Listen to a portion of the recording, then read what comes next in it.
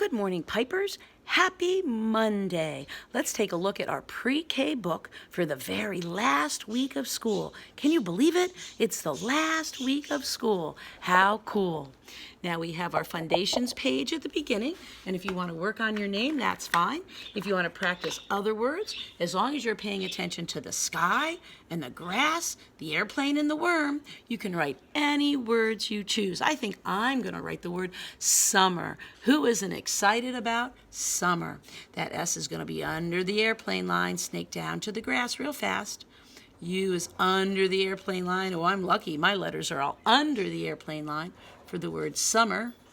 Half a rainbow bump, half a rainbow bump. Another lowercase m. Oh, here comes the tricky E. I have to start between the airplane and the grass.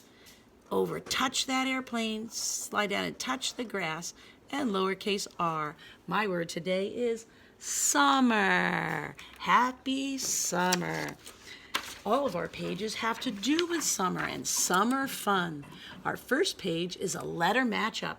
It starts with the uppercase letters on the left and the lowercase letters on the right, and they're beach balls. How cool is that? Let's take a look. There's the uppercase A, and we're going to draw a nice straight line to the lowercase a. Now remember, that's our computer A, a circle in a line. That's the one that we think is fine. All right, are you ready? On your mark, get set, go. Put me on pause and come back when you're through.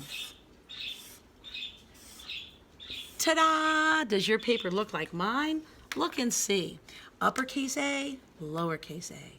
Uppercase D, lowercase d, dog. Uppercase L, lowercase l, lemon. Uppercase P, lowercase p, pied piper.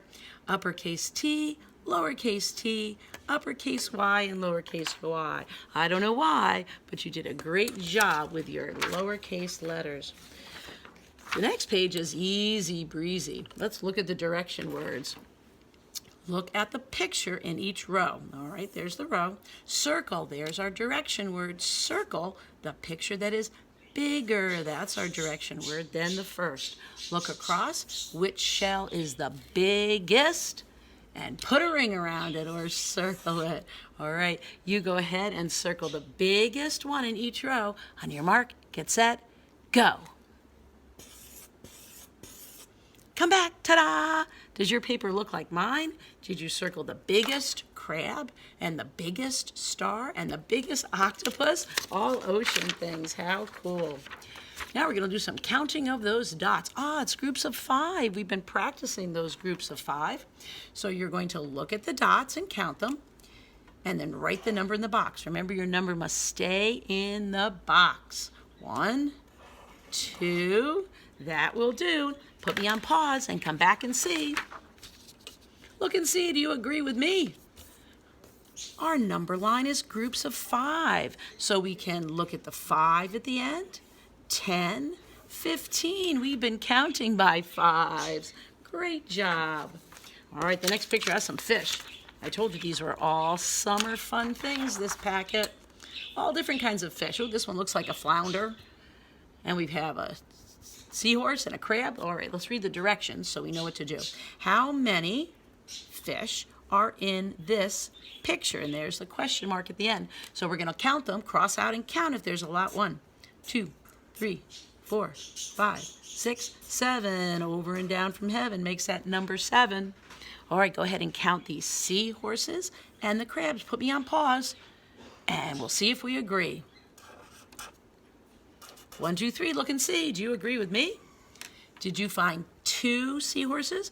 Now, instead of crossing them out, I'm going to circle those so it stands out a little bit, so that you can see the difference between the fish and the seahorses.